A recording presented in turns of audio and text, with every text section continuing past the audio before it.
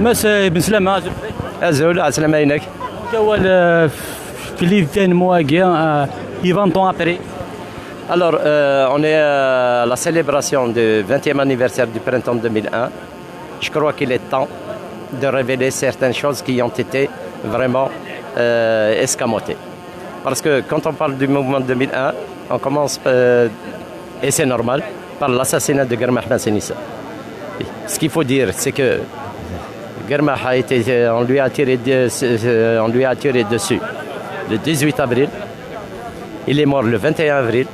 À part quelques petites escarmouches au niveau de Beni Douala, il n'y avait rien.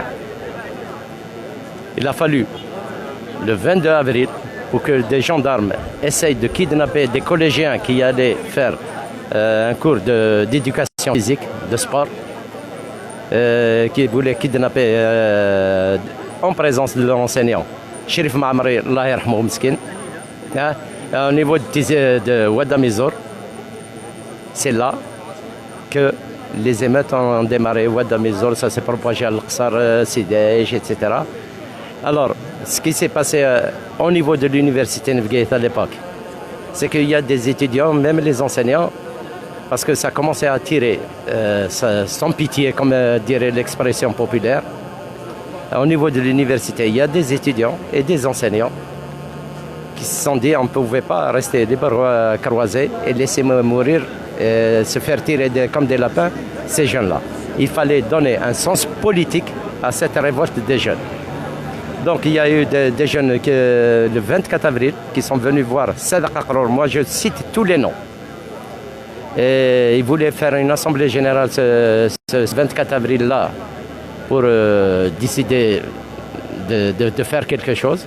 Sadaq leur a demandé de reporter d'une semaine parce qu'on était dans le syndicat CNES à l'époque pour contacter les enseignants et les travailleurs. Et l'assemblée générale a eu le 25 avril à l'amphi 3 de Tergouzmour.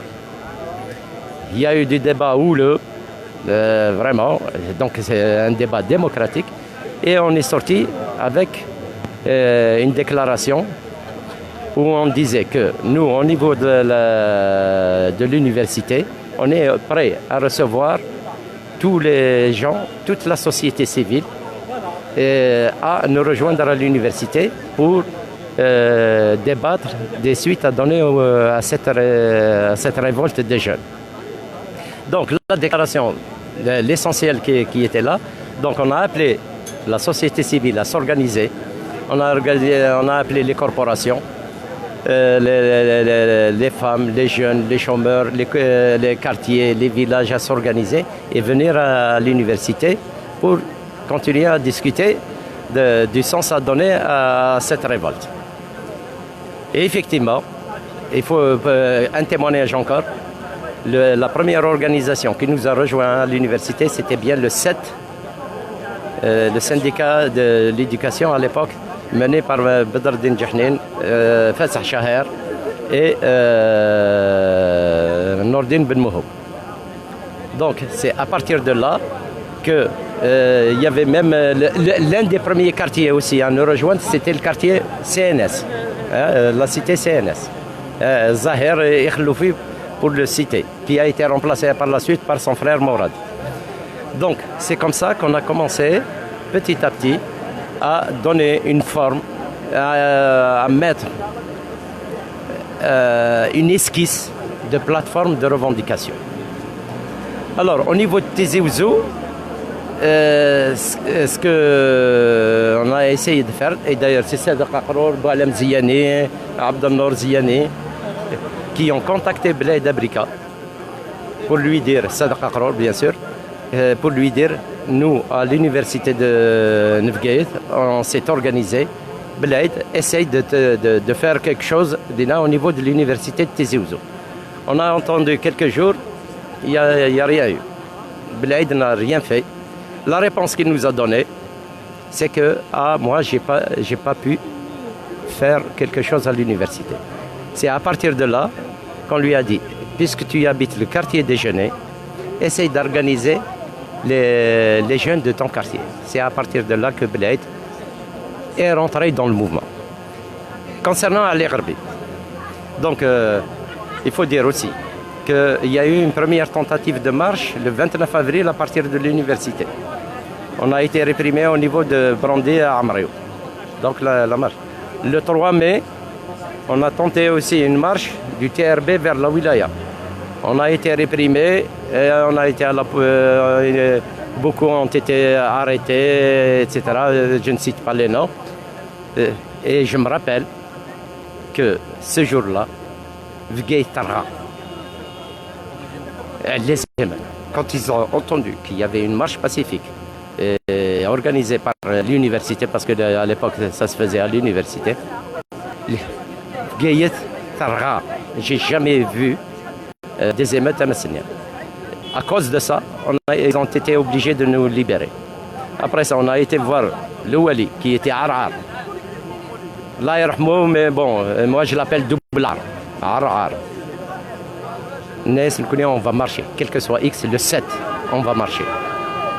Et on a, pour ceux qui ont participé, ils se rappellent. On a démarré de Le Pauvre, après un meeting, on a fait le tour de Bougie. Il n'y a pas une vitre qui a été cassée.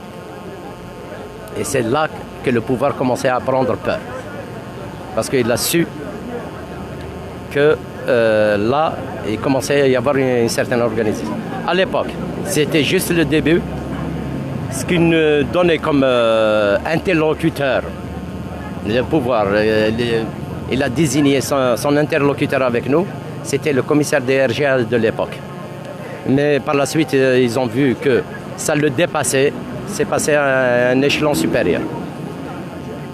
Donc, pour Ali Gharbi, on a décidé le 19 mai 2001 de faire une marche de l'université vers le stade scolaire en commémoration du mouvement de mai 81.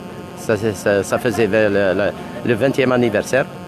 On a été ici au stade scolaire. C'est là qu'on a donné la parole à Ali Gharbi. C'est là qu'il a émergé du mouvement. Et Ali Gharbi, il a été pseudo-délégué de l'Qsar par opportunisme. Parce que ça devait être quelqu'un d'autre. Allah yarhamou. Mohamed Rabah Naït Haddad, qui a refusé, parce que lui, il n'est pas originaire d'El-Qsar. Par honnêteté, moi, je ne suis pas d'El-Qsar. Je ne peux pas être de... Et Ali Gharbi a sauté sur l'occasion. Et c'est là qu'on lui a donné par la suite la parole. Et ensuite, ce qui s'est passé. Bien. Tu as une question? Non, je continue. Donc, à partir de là, les gens de Tizi Ouzou commençaient à s'organiser. Sahab Mbouira a commencé à s'organiser. Le Borj, Stif, etc. On est arrivé à un moment, je dis bien, on était en contact avec 19 wilayas. Parce qu'on avait l'ambition de nationaliser le mouvement. Et d'ailleurs, bon, quand l'organisation... Une réponse favorable à part et la Kabylie. On avait de la sympathie.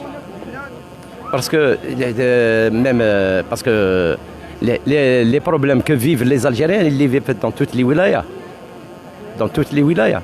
Sauf que, Tizi Ouzou, il y a une tradition de lutte, il y a une tradition d'organisation qui n'existe pas ailleurs et que nous vivons jusqu'à présent. Même au mouvement du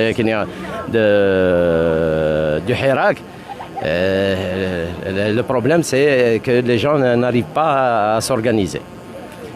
Donc je disais il faut rendre hommage aux étudiants de l'époque qui ont réquisitionné des bus pour aller dans toutes les universités d'Algérie pour sensibiliser les étudiants des autres universités, des autres wilayas.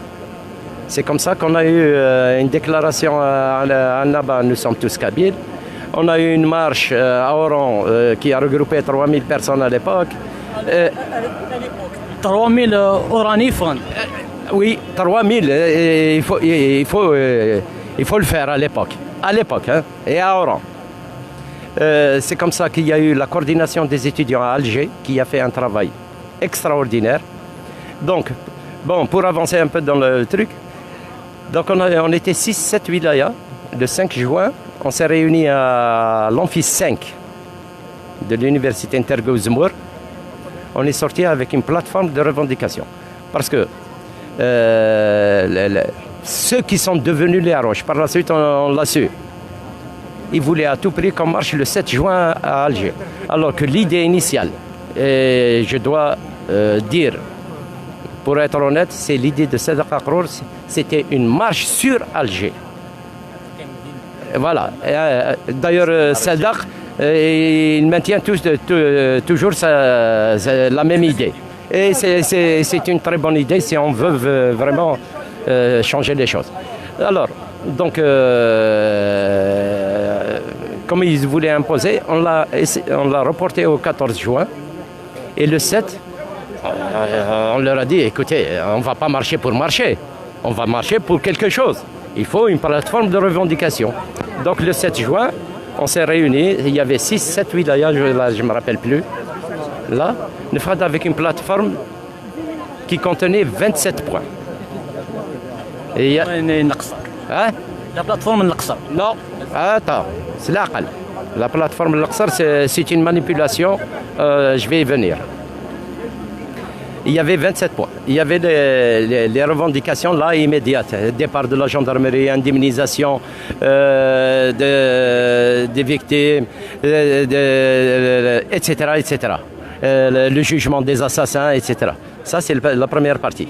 La deuxième partie, c'était les revendications culturelles et démocratiques, c'est-à-dire liberté de manifester, liberté de conscience, toutes les libertés individuelles et collectives.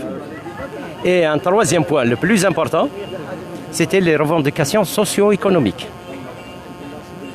Comme quoi l'État ne doit plus se désengager dans l'éducation, dans la santé, ne doit plus se désengager du secteur social et économique. On a appelé à des plans de relance pour l'agriculture, pour l'industrie, etc. La relance du tourisme, etc. Il commence à y avoir un peu de perturbations, mais ce n'est pas grave. Alors, le 5 juin, on a décidé du 11 juin que ce soit une réunion à Elxer pour les modalités techniques et d'organisation de la marche du 14 juin. Ouais, ça, ce qui s'est passé. Tu peux couper, on va se déplacer et reprendre après.